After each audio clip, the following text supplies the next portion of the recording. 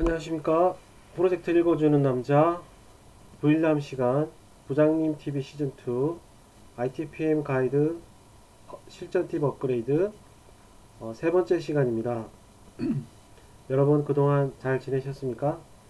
어, 컨텐츠를 상세하게 만들다 보니 좀 이렇게 시간이 많이 걸리는 거는 이해해 주시기 바랍니다. 자, 그럼 시작하겠습니다. ITPM을 막 시작하는 40대 직장인을 위한 전문 가이드 크몽에서 서비스되고 있고요. 구독, 좋아요는 저에게 많은 힘이 됩니다. 감사합니다. 당신에게 힘이 되는 한마디. 이제 오늘 시간은 어, 영화에서 예전에 나왔던 부분의 대사인데요.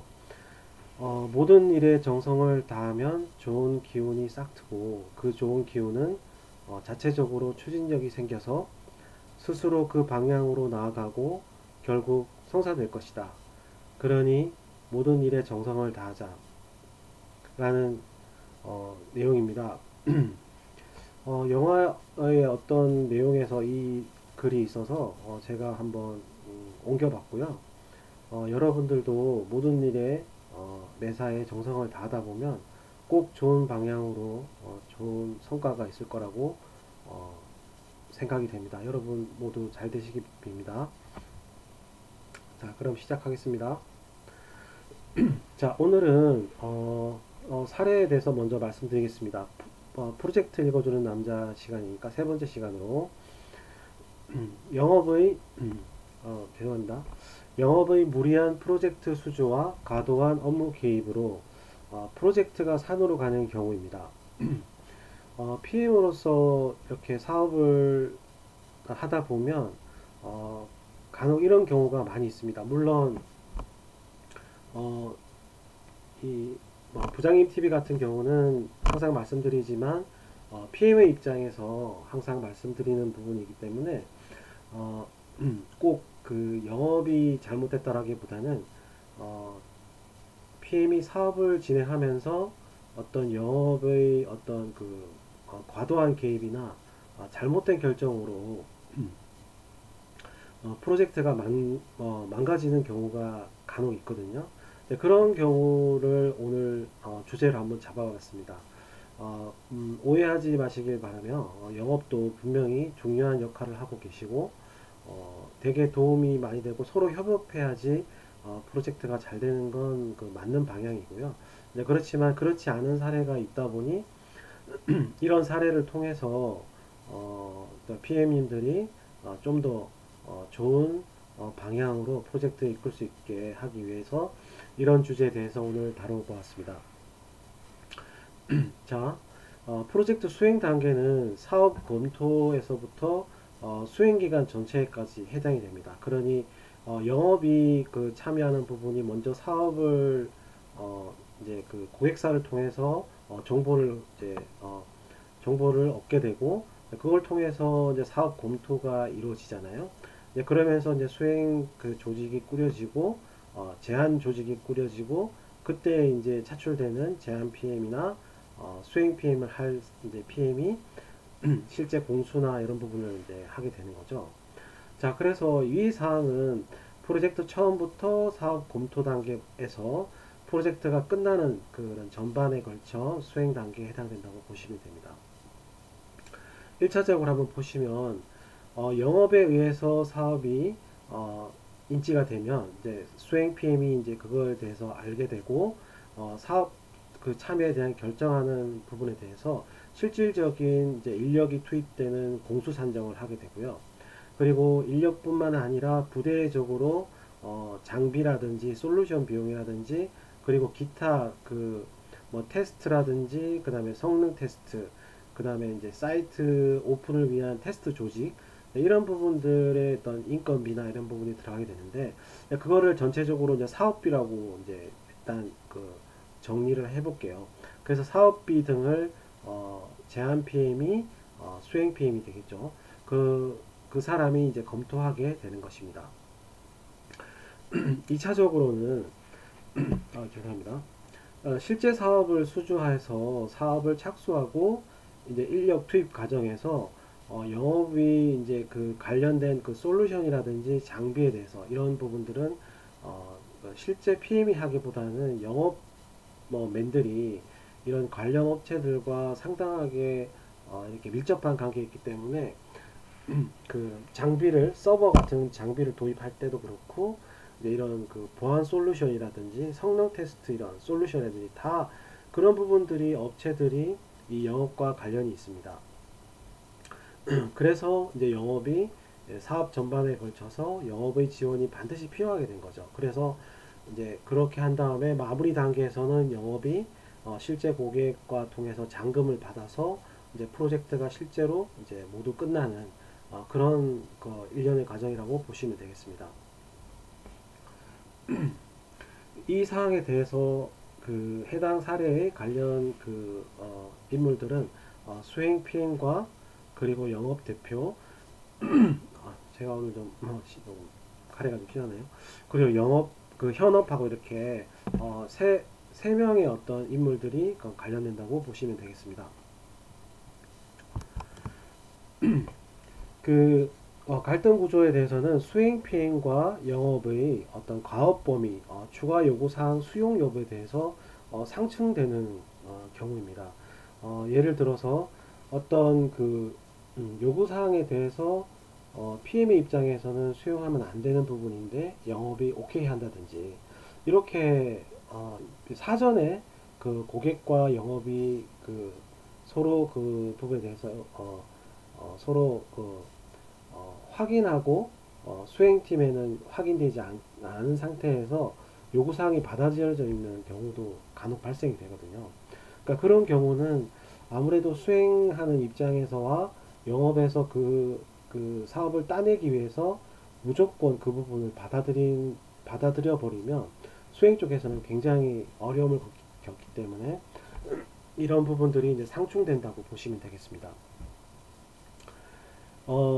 자, PM의 입장은 프로젝트 수행상의 인력 및 어떤 개발 가능한 실질적인 가업 범위를 산정하는 것이 가장 중요할 것이고요. 영업의 입장에서는 프로젝트 수행상의 PM이 짜놓은 공수나 이런 그 사업비 예산에 대해서 최대한 고려를 하겠지만 영업은 좀 특수하게 고객 어떤 업체에 대해서 고객사에 대해서 넥스트 사업을 위해서 연계하기 위한 그 현업의 불필요한 추가 요구사항이나 이런 부분을 수용을 한다든지 그 다음에 그 인력 투입에 있어서 적절한 인력 투입이 산정이 돼서 투입이 돼야 되는데 이런 그 부분과 그리고 이제 그 프로젝트를 하다 보면은 필요한 그 장비나 솔루션 등이 있잖아요. 서버라든지 그 다음에 네트워크 장비 그리고 뭐 하드디스크 뭐 이런 것들 그리고 이제 보안 솔루션 등을 이제 이런 부분들이 이제 산정돼서 그, 그 사업에 투입되게 되는데요. 이런 부분에서 이제 영업에서 판단했을 때 비용 절감 차원에서 좀 더 그 솔루션 도입을 제외시킨다든지 아니면 그 특정 어떤 그 성능을 발휘하기 위한 충분한 어떤 그 서버를 산정을 해야 되는데 그것보다 낮은 서버나 그런 사양의 서버를 산정한다든지 이런 것들을 그 수행 피행과 어떤 아키텍처에 어떤 고려하지 않고 영업의 결정에 의해서 그 의도적으로 줄인다든지 그 인력에 대해서 투입 시기를 조절해 버린다든지 이렇게 되는 경우가 있거든요. 이런 것들을 협의 없이 영업에서 결정을 해버리면 아주 곤란한 상황이 벌어지게 되는 거죠. 그런 것들을 영업에서 간혹 집행을 하고 결정을 해버리는 경우가 있다는 겁니다. 자, 그 문제점을 보시면 자, PM 입장에서는 상황에 따라서 넥스트 사업을 수주하기 위해서나 솔루션 개발을 마이너스 사업이라 하더라도 수행하는 경우가 있는데 어쨌든 간에 이런 경우가 있다 하더라도 그 수행의 결과는 다 PM이 지기 때문에 아무래도 PM은 굉장히 책임을 다 지게 되는 어떤 그 입장에 있는 거죠.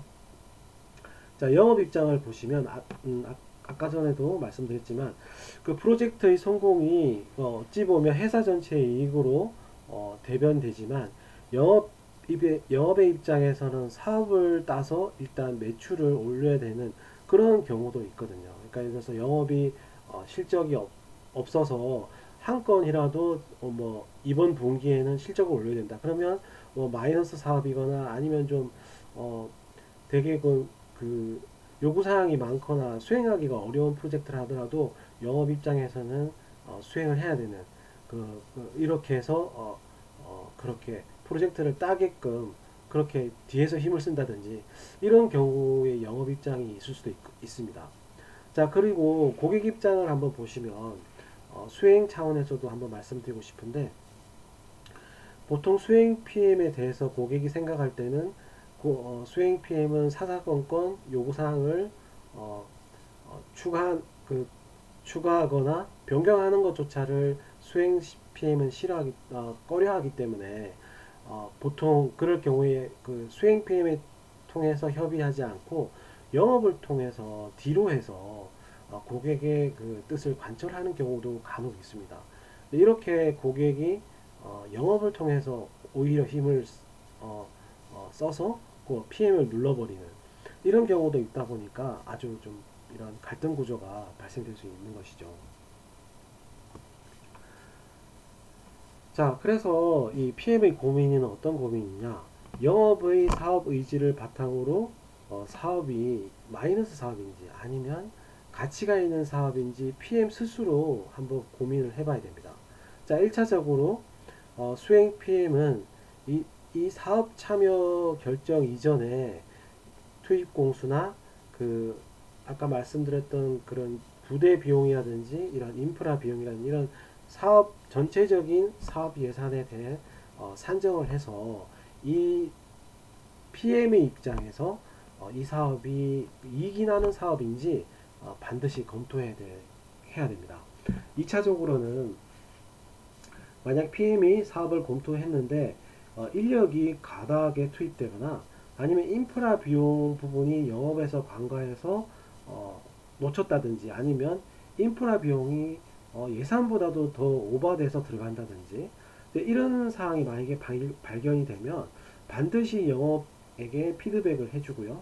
그리고 수행팀 내에서의 팀장이든 아니면 본부장이든 그 위에 상위 결정자든 간에 이 프로젝트 참여 여부에 대한 그 손실이 날 것에 대해서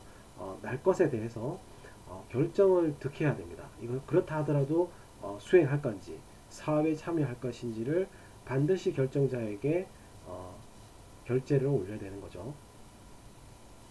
자, 세 번째는 그래서 이 마지막으로 그렇다 하더라도 영업이든 그 수행의 팀장이든 PM에게 물어보게 될 것 같아요.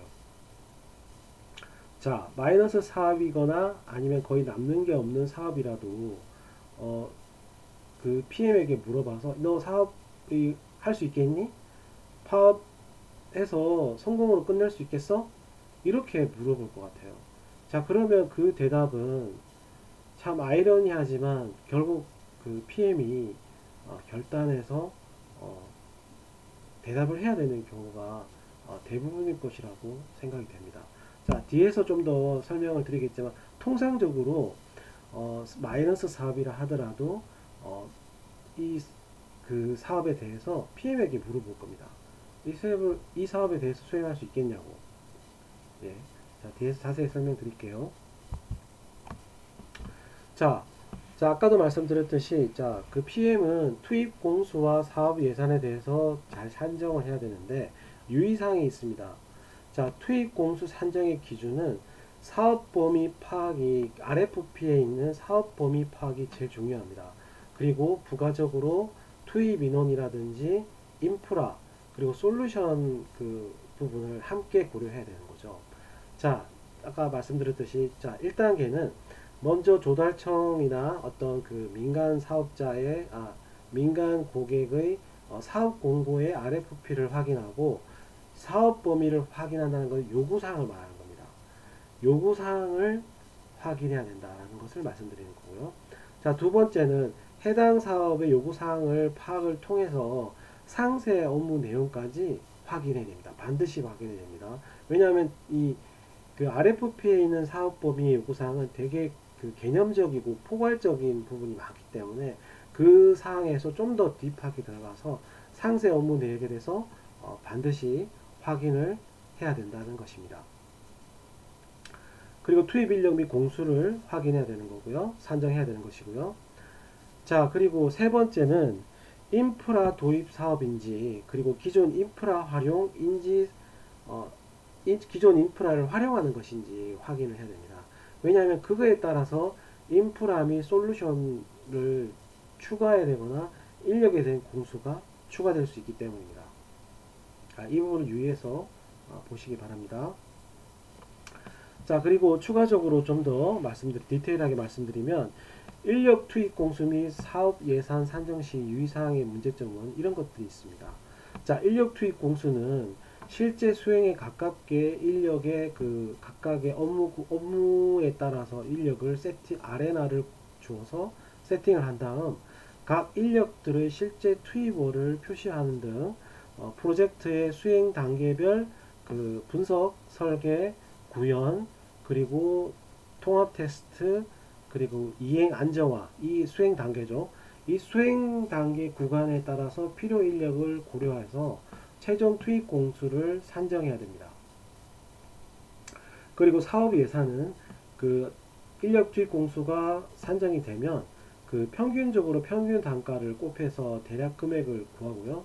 최종 투입되는 그 인력에 대한 그 산정 금액을 구하고, 그 다음 그 인프라, 그 서버 이런 장비들이죠. 서버, 네트워크 장비 이런 것들. 그 다음에 그 솔루션 비용, 뭐 보안 솔루션이라든지 아니면 검색 솔루션이라든지 특정 그 업무에 따라서 이제 그 도입되는 솔루션 등이 있거든요. 그런 솔루션 비용이 책정돼야 되고요. 그리고 이런 인프라나 솔루션 도입을 위해서 기타 지원 인력들이 또 필요합니다. 보안 솔루션이라든지 성능 테스트, 그리고 취약점 분석 등 이런 그 솔루션을 그 테스트하고 도입하기 위한 그 기타 지원 인력들에 대한 그런 그 공수도 포함되어야 됩니다. 그래서 꼭 제가 빨간 줄로 표시했는데요. 그 부대 비용도 또 반드시 산정해서 필수로 들어가야 된다는 것을 잊지 말아 주십시오. 잊지 마시면 안 됩니다. 예. 자, 그리고 문제점은, 자, PM의 입장에서는 이런 인력 투입 공수나 사업 예산 산정에 있어서 프로젝트의 안정적인 그 수행과 납기 준수를 위한 일단은 최적의 수행 인원과 시스템 장비와 솔루션 도입을 원할 것입니다. 그래서 비용을 고려하더라도 프로젝트를 수행을 위한 최적은 아니더라도 최소한의 인력 구성을 최우선적으로 PM은 요청하겠죠. 자, 그리고 영업 입장을 한번 보면, 영업 입장은 PM과 달리 수행의 입장을 기본적으로는 고려하겠지만 비용에 의해서 수주가 어려워지거나 수행이 다소 어려웠다고 판단되면 수행 PM이나 제한 PM을 통해서 인력을 줄인다든지 아니면 솔루션 비용이 너무 비싸다면 그것을 자체 개발로 사업을 돌려서 따기를 원할 것입니다. 예를 들어서 뭐 DB 핸들링 하는 그런 솔루션이 있는데 그게 뭐 배치나 이런 것들이 있으면 다 그거를 프로그래밍해서 배치 프로그램을 짠다든지 이런 식으로 솔루션 도입을 하지 않고 그렇게 처리하는 경우가 있겠죠. 예를 들어서 그런 부분에 대해서 원래는 솔루션 도입을 통해서 안정적으로 가야 되는데 솔루션 비용이 크니까 이것을 뭐 배치 프로그램을 막 짠다든지 이렇게 해서 SI 개발로 풀어서 해결하기 한 방식으로 간다는 그런 식으로 사업 예산을 줄이는 것이죠. 이것으로 영업이 방향을 틀 수도 있거든요. 이렇게 PM의 입장과 영업의 입장이 다르다는 것입니다. 그것이 문제점이 되겠죠. 자, 이제 다음은 해결 방안에 대해서 이제 한 번씩 보겠습니다. 자, PM의 검토 기준에서 해결 방안의 핵심 성공 요소는 제가 보기에는 위 사례 영업의 무리한 프로젝트 수주와 가던 업무 개입으로 프로젝트가 산으로 가는 경우는 바로 PM의 의지에 달려 있다고 생각합니다. 자, 앞에서 말씀드렸듯이 영업의 과도한 비용 줄이기 및 인력 축소로 인해서 프로젝트의 성공의 존폐가 왔다 갔다 하겠죠. 이 부분에 대해서 PM이 어떻게 해야 되냐면 인력 축소로 인한 개발 공수를 어떻게 메꿀 것인지 일단 판단해야 되고요. 비용 줄이기에 의해서 자체 개발 본수가 늘어난 것에 대해서는 어떻게 해결할 것인지를 잘 살펴야 할 것입니다. 이것이 그 PM의 검토 기준이고요. 자, 그러면 그 다음에 PM의 판단 기준은 자, 좀 상세하게 보시면 인력 축소로 인한 요구사항의 개발 요건에 의한 그 업무 재분배 또는 수행 시 요건을 현업을 통해서 요건을 축소하거나 아니면 다른 요건에 이 요건을 병합이 가능한 것인지 검토를 해야 될 것 같고요. 그리고 공통개발자 등의 필수 인력의 축소인지 아니면 단순 업무 개발자의 인력 축소인지 판단해야 됩니다. 자, 이것은 무엇이냐면 공통개발자는 거의 필수입니다. 공통개발자가 없으면 선도 개발도 안 되고 프로젝트가 진행이 잘 안 돼요. 그런데 단순 업무 개발자라면 고급 개발자가 단순 개발자의 그 부분을 맡아서 한다든지 그 부분을 추가로 해주면 단순 업무 개발자는 축소돼도 고급 개발자가 그 부분을 이렇게 커버할 수가 있습니다. 그런 경우는 가능하지만 공통 개발자는 커버가 어렵다는 거죠. 이 부분을 판단해야 된다는 거고요. 자, 비용 축소의 예시가 솔루션 도입인지 아니면 이게 SI 개발로 가능한 부분인지 판단해야 됩니다. 아까도 말씀드렸듯이 솔루션 도입이 필요한 건데 비용이 많이 들어서 이것을 SI 개발로 풀었다면 이게 SI 개발로 풀 수 있는 요건인지 판단해야 되겠죠. 자, 그리고 마지막 네 번째는 PM의 역량을 통해 고객을 설득하거나 기존 인력으로 협업해서 플레이로 돌파가 가능한 건지 이것에 대해서 PM은 반드시 판단해야 됩니다. 자, 사전 체크 사항을 한번 보겠습니다. PM이 판단하기 전에 제일 중요한 것은 전에도 계속 말씀드렸지만 RFP에 정의한 요건에 대한 정확한 해석이 최우선입니다. 이것을 잘 해석하지 않으면 뒤에 가서 판단이 잘못되겠죠. 자, 그것을 기준으로 앞에서 말씀드렸던 판단 기준을 하나씩 적용해 보고 결정하는 것입니다. 자, 해결 방안은 일단 두 가지로 제가 제시를 했는데 한번 보시겠습니다. 자, 첫 번째는 PM의 수행 능력으로 커버하는 경우입니다. 자, 이 부분이 어떤 건지 잘 이해가 안 가실 텐데 한번 설명을 드려볼게요. 자, 프로젝트의 어떤 참가자도 솔직히 말씀드리면 이 사안에 대해서 심각하게 고민하거나 어떤 리스크가 오게 될지 아무도 예단하지 않았을 것입니다. 대부분이 그럴 것 같아요. 제가 경험상 영업이든 팀장이든 이렇게 이런 사업이 있다라고 던져주고 그것을 오롯이 그 제안 PM이든 수행 PM에 해당되는 그 사람이 그냥 머리 싸매고 그 공수라든지 사업비를 보통 계산하게 됩니다. 그것을 영업이나 팀장이 검토하는 수준이고 거기에 대한 의견을 제시하는 것이지 오롯이 자료는 수행 PM 만들거든요. 그러다 보니까 영업이든 팀장이든 각자의 목적에 따라서 쉽게 판단하거나 리스크가 있다 하더라도 밀어붙이거나 했을 것이 뻔하다는 것입니다. 그리고 그것에 대해서 나중에 모든 책임은 PM이 공수를 잘못 계산했다는 등 실제 들어가서 수행을 잘못했다는 등 이렇게 책임을 묻고 대부분 끝나기 때문이죠.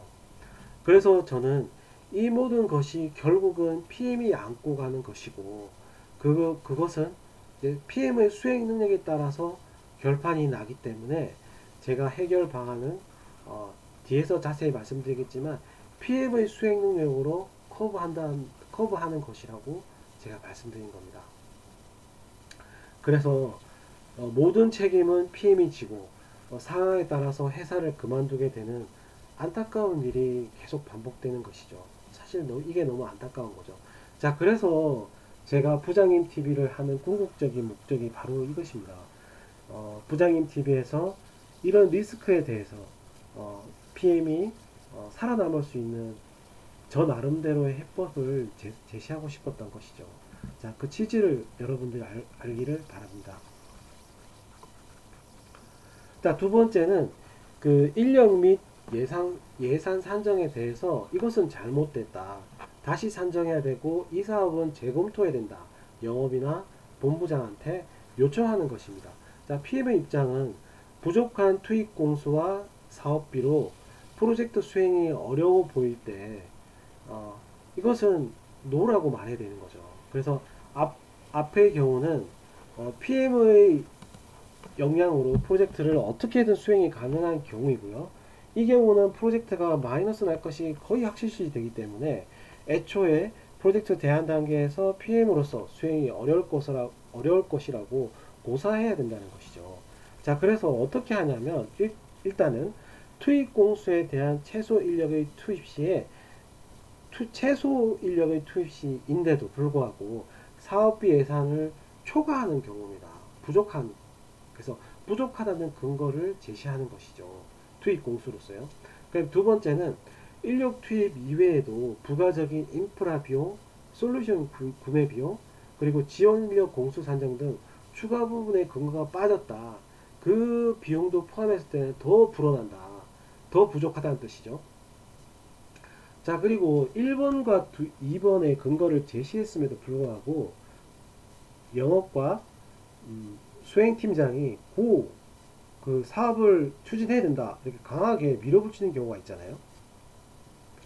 그런데 이번 사업은 마이너스가 나더라도 전략적으로 넥스트 사업을 위해서 추진을 해야 된다 이렇게 말하는 경우죠. 그러면 그 부분을 공식화해야 됩니다. 왜냐하면 어차피 이거는 마이너스 날 것이 뻔하기 때문에 수행하는 그 PM에게 이것을 물으면 안 되겠죠. 그래서 그 사업 검토 당시에 이렇게 깨놓고 얘기하는 겁니다. 이것은 마이너스 사업이다. 영업도 인정하고 본부장이나 팀장님도 인정했기 때문에 그렇다는데 이건 그래도 한다고 하는 것이다. 그래서 그런 결정에 의해서 제가 수행 PM으로서 수행을 가는 것이기 때문에 이것에 대한 책임은 만약에 마이너스 나더라도 수행 PM의 전적인 잘못은 아니다. 그렇게 해서 수행 시 마이너스가 났을 때에도 그 PM의 잘못을 그나마 자유롭게 된다고 하는 거죠. 자, 여기서 주의할 점이 있습니다. 이렇게 사업 검토 당시에도 마이너스 사업이라고 인지가 된 사항이라 하더라도 나중에 결국적 그 사업이 잘못돼서 책임을 물을 때 막 이렇게 공격적으로 PM을 뭐라 할 수도 있거든요. 그래서 주의할 점은 사업 중간에도 이런 사업이 망가지려고 할 때 계속 시그널을 그 내부적으로 보고를 통해서 보내냅니다. 진척률이 이렇게 늘어져요. 솔루션 도입이 안 됐어요. 서버가 스펙이 낮아요. 그 현업의 요구사항이 너무 많아요. 이런 것들을 계속 그 보고를 통해서 공식화해서 이렇게 해서 마이너스 사업으로 가고 있다라는 것을 알려줘야 됩니다. 그래서 이미 사전 단계에서 공식화된 상태에서도 계속 시그널을 보내야지 PM에게 질타를 하지 않겠죠. 그래서 사업 중간중간에도 시그널을 본사나 수행 회사에 보고를 해서 미리 알려줘야 된다라는 것을 말씀드리는 것입니다.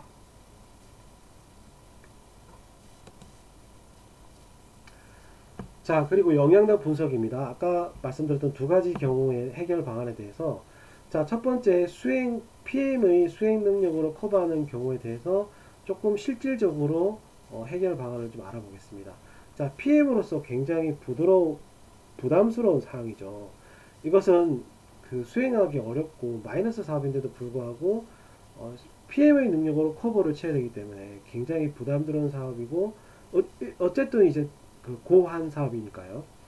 자, PM이 고했으니까요.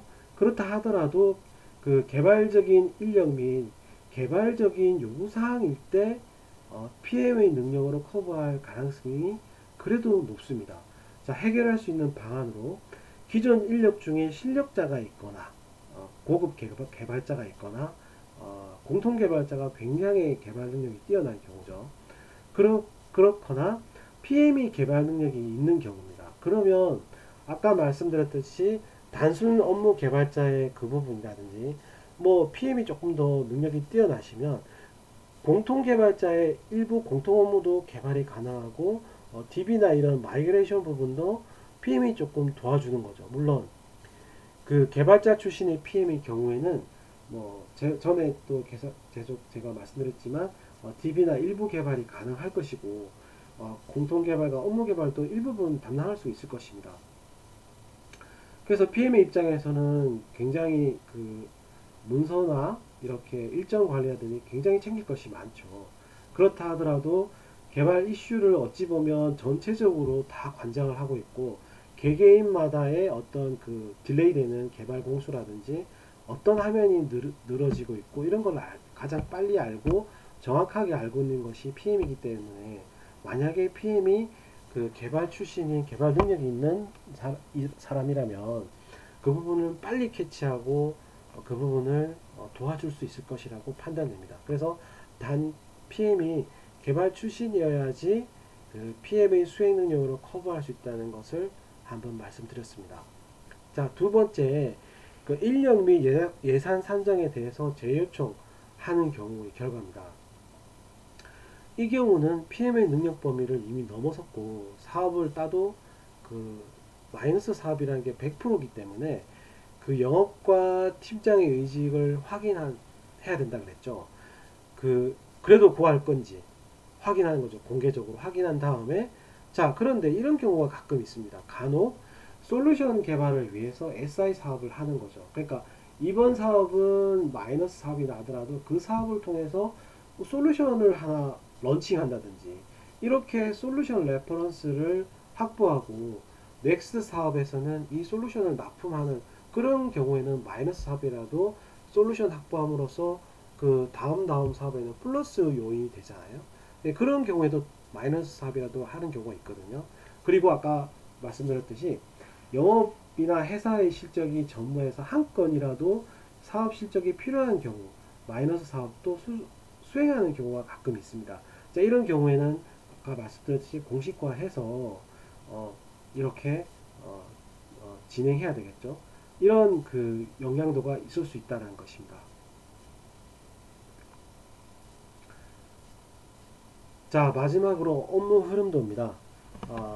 다시 사례를 말씀드리면 영업의 무리한 프로젝트 수주와 과도한 업무 개입으로 프로젝트가 산으로 가는 경우에 그 업무 흐름도를 말씀드리겠습니다. 자, 첫 번째로 업무 처리 단계는 문제점은 이렇게 영업의 무리한 프로젝트 수주와 과도한 개입으로 인해서 일정도 증가하고 인력도 더 투입되고 여러가지 불만족 사항이 발생이 되는데 이슈 사항을 한번 상세해 보시면 자, 첫 번째로 부족한 인력 투입 공수 및 사업비 상세 견적을 통한 실질적인 사업 비용을 그 제한 PM은 파악하는 것이 필요합니다. 이런 이슈 사항을 막기 위해서 이런 상세 견적을 내는 것이 필요할 것입니다. 그리고 영업이나 수행팀장의 확고한 사업 참여 시 참여 의사에 대한 공식적인 확인을 통해서 마이너스 사업이 발생이 되더라도 사전에 명확한 책임 소지에 대한 명시가 필요한 것으로 보입니다. 자, 결과적으로는 이런 이슈 사항들이 발생이 되고 체크가 제대로 안 되면 프로젝트 비용도 증가하고 추가 인력 투입으로 인한 갖가지 문제가 발생이 되는데 이것을 해결하기 위한 것은 PM의 수행 의지에 따라서 해결이 가능할 것으로 판단이 됩니다. 자, 아까도 말씀드렸지만 대충 이렇게 투입 공수나 사업 예산을 산정하게 되면 결국 그것은 아무도 영업도 본부장도 책임을 지려 하지 않고 결국 PM의 몫으로 들어오게 될 것입니다. 그리고 두 번째는 영업과 수행팀장은 내부적으로는 실적의 목표에 그런 관심이 많고 간혹 사업의 성패와 무관하게 사업을 무리하게 추진하는 것이 종종 있습니다. 이런 것들이 리스크 요인으로 작용하겠죠. 자, 그래서 우리가 마지막으로 대응 방안을 보시면 자, 이 사업을 맡은 제안 PM이나 수행 PM은 자, 이렇게 점검 포인트를 해야 됩니다. 철저한 시뮬레이션으로 공수 및 사업비를 계산을 하시고요. 그리고 마이너스 사업이 예상될 때는 분명히 100% 책임 전가가 일어날 것입니다. 그래서 스스로 위기 관리를 해야 되는데, 자, 관리 방법론을 한번 볼게요. 자, 철저한 시뮬레이션으로 공수 및 사업비 계산을 하기 위해서는 유사 사업 사례를 검토해서 이런 것들을 시뮬레이션 하는 것이 효과적입니다. 그래서 그 유사 사업에 대한 수행했던 해당 PM이나 개발자에게 사전 질의를 통해서 업무나 필요한 공수나 어떤 인력이 필요하고 어떤 이슈가 있었던지 이런 것들을 파악하면 훨씬 더 정확도를 높일 수 있습니다. 그리고 마이너스 사업에 대한 위기 관리 부분은, 자, 마이너스 사업이라고 공식화 해야 된다고 말씀드렸죠. 그렇게 공식화 하더라도 실제 수행을 하는 단계에서는 그것을 남일처럼 계속 지켜보고, 문제가 터졌다 하더라도 지켜보고만 있고, 아, 내 잘못은 아니야, 이렇게 하다 보면 더 손실이 나겠죠. 사실 물론 그게 영업이나 애초부터 이건 마이너스 사업이니까 잘못되긴 했지만, 수행하는 PM 입장에서는 그것을 남일처럼 지켜보지는 마시고 그 손실을 최소화하고, 그리고 인력 공수를 공통 개발자나 고급 개발자를 활용하거나 아니면 PM이 개발을 할 수 있다면 그런 부분을 조금 맞더라 하더라도 공수를 줄이는데 최대한 노력을 해서 이렇게 관리를 해야 된다고 생각합니다. 네. 자, 오늘 그 시간, 세 번째 시간으로 영업에 관련된 그 갈등들을 한번 점검해 보았습니다. 긴 영상 감사드립니다. 감사합니다.